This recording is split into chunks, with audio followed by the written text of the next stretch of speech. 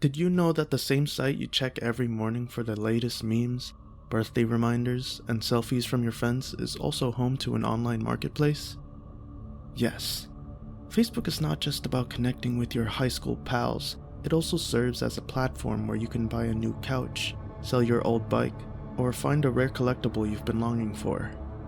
But just like any public market, it also has its own share of chilling tales. Let me share with you not one or two, but 3 Facebook Marketplace horror stories. But first, subscribe to the channel and hold your heart. I'm on the hunt for a new set of wheels due to an unfortunate incident where an absent-minded driver ran a red light and crashed into my car. Both cars were practically totaled. At the time, I only had PLP insurance, not full coverage, so there wasn't much I could do other than start saving for a new ride. We even went through the process of suing the other guy, but it was a long drawn-out ordeal. I needed a car there, but I couldn't afford to jeopardize my employment because of my job circumstances. So, my parents, ever my rock, decided to lend me a helping hand by gifting me $10,000 in cash just for this purpose. Their only condition: the car I buy should be decent, not a heap of junk. It mustn't exceed $10,000. My search began on Facebook Marketplace, and I came across various listings that piqued my interest. One listing was for a 2013 Chevrolet Malibu with just under 75,000 miles on the odometer, priced at $8,000. I quickly responded, messaging the seller, a gentleman named Jack. Jack revealed that the car was in good shape, and that he was selling it because he had recently acquired a new truck. Spotting an opportunity, I offered $5,500 cash and assured him that I would pay him a visit to pick up the car. He was hesitant initially, but then agreed after some convincing. We agreed on a time. I was to visit him between 5:30 and 8 p.m. My friend Kyle was my wingman for this car shopping trip. I expected about a 30-minute drive to Jack's, but Google Maps informed us that it would take exactly 46 minutes. However, I was flexible and grateful for my parents' generosity and Kyle's company. As we neared, it was apparent that we were deep into a remote area surrounded by a vast expanse of farmland and sporadic houses. An unsettling feeling clouded me when I saw Jack's house, a run-down structure that seemed eerily desolate. What sent me into a teensy was that my phone had no signal. Jack greeted us, looking quite unlike the impression I had from his social media photos. His house had a downright foul odor that was repulsive, and the car? It was a far cry from the Chevrolet Malibu I saw in the Facebook pictures. Jack avoided my queries about the discrepancy and kept trying to pitch his car. I figured it was time to leave. As Kyle and I were leaving, we noticed 2 individuals blocking the backyard gate, and a third on the porch, holding a bow and arrow. Jack asked us if we wanted to rethink the deal, triggering us to run for our lives through their backyard and into the woods. We made it to the front of the house and quickly hopped into Kyle's car, only to find that 2 tires were slashed and the keys were missing. Frantically, we started walking along the trail to get a phone signal. After almost an hour, we finally managed to call my parents and the police. It turned out that the property was abandoned and illegally occupied. We narrowly escaped a potential dangerous situation. In the end, I was uninjured and hence thankful. And guess what? The next day, I finally picked out a decent car from a proper dealership, accompanied by my dad. Nowadays, things are back to normal, but every time I think back to that day, I feel more focused and aware. A while back, my spouse and I began a journey towards a minimalistic lifestyle. If you're not familiar with it, this means keeping only essential possessions and avoiding cluttering our home with excess stuff. We used to be collectors, having different treasures and items displayed all around the house. That is, until we discovered the concept of minimalism. Ever since, we've been using Facebook Marketplace as a platform to sell our extra items, even making it a secondary source of income. And despite our efforts, we felt our house still had too much stuff. Thus, we decided to sell some more items, like my craft gear and my husband's unused outdoor tools.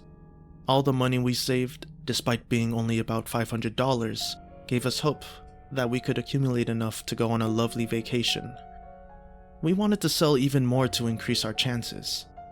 Among the items to be sold was my husband's 11-piece pearl drum set, which he had held onto for years since his college days, and despite not having touched it for 10 years, he had an emotional attachment to it. But realizing it was more of a dream than something practical, we decided to let it go and list it on Facebook Marketplace. We received several offers, but most were traders or lowball offers, which my husband dismissed. He knew the drum kit's worth. We were patient, waiting for the right buyer. One day, when I was home alone, I received a comment about the drum kit from a man named Ryan. He was interested and asked to check it out. As I was doing my house chores, I noticed a strange man wandering around my property, messing with our garden, and even washing his car in our driveway with our water. That was odd, but I didn't intervene, thinking perhaps he was at the wrong house. Then my phone rang. It was a call from Ryan, the guy interested in the drum set. I was taken aback but agreed to meet him early. Little did I know that this Ryan was the weird man lurking outside my house. He let himself in since the door was unlocked, and acted as if he were a guest in our home. The whole situation was odd, and I was nervous about my husband not being around. Still, since he showed interest in the drum set and had the right amount of cash, I let him examine it. He engaged me in a conversation for a while before deciding to make the purchase. He loaded the drum set into his car and tried to get back into the house, but was stopped by my husband's timely arrival. Ryan left without saying anything to my husband, leaving us with a rather peculiar experience. Looking back, I suspect Ryan's actions tested my reactions and boundaries. I was oblivious and unintentionally put myself in potential danger.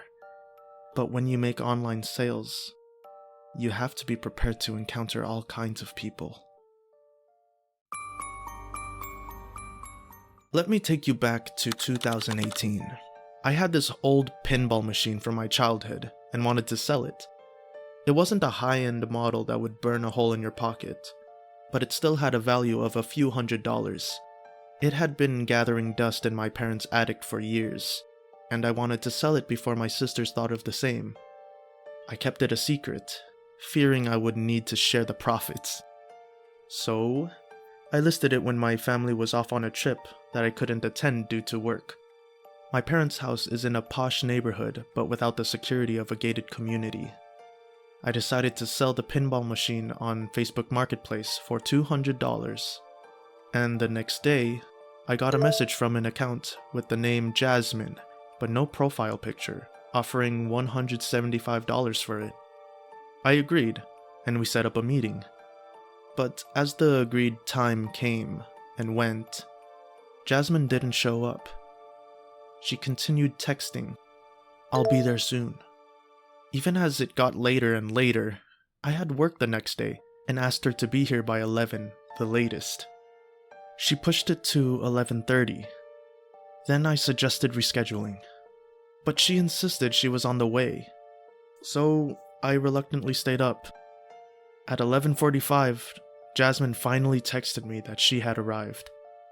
I went to the front door and saw a car with 4 people emerging. I texted Jasmine, asking her about the extra people, but she didn't respond. I saw them approaching my house. 3 intimidating men and 1 woman. I asked her from behind the locked door if she was Jasmine. She responded affirmatively. I made an excuse about my parents sleeping and refused to let them enter. Jasmine got agitated and started to bang on the glass of the storm door. At that point, I decided to shut the main door.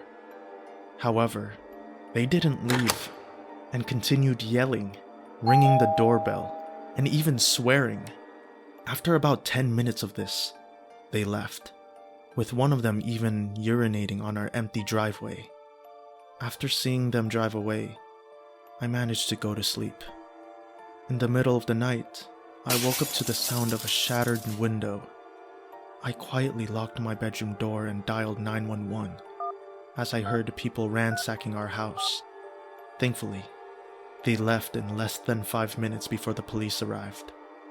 Looking around, I found that they had stolen items from almost every room but left the pinball machine untouched. I filed a police report and met with detectives, sharing all the details, including Jasmine's Facebook account. I exaggerated and told them that I had been threatened, hoping it would make them take the case more seriously. To my surprise, they did. Their investigation led them to Jasmine, who lived a few towns over. They found stolen items from my house during a search of her home. She confessed and revealed her 3 accomplices. Most of the stolen items were recovered, and all 4 of them were charged with burglary. My family was initially angry, but eventually they understood. It was quite an ordeal, but I think my false claim of being threatened certainly made the detectives take it more seriously. Nonetheless, it ended well. So that's a wrap. If this video made you stick in your seat, give it a thumbs up, and don't forget to subscribe to the channel.